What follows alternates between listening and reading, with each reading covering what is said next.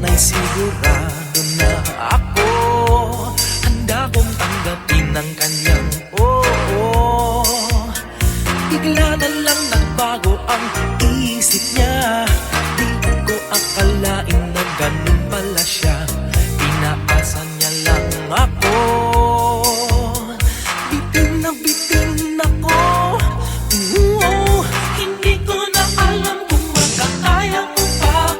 Di bale na lang kaya. Ako pa ba kaya ang nasa puso niya? Di bale na lang kaya. Ngunit mahal ko siya. Di bale na lang. Di bale na lang. Di bale na lang. Ngayon, araw-araw lumilibas ang panahon. Kalimutan ko siya'y malayo sa isip ko. Di kaya pinag-ikot niya lang ako. Bigla na naman nagbago ang isip niya. Pagkakataon ko nang mapasagot ko siya. Pag ang sinabi ko'y di mabili,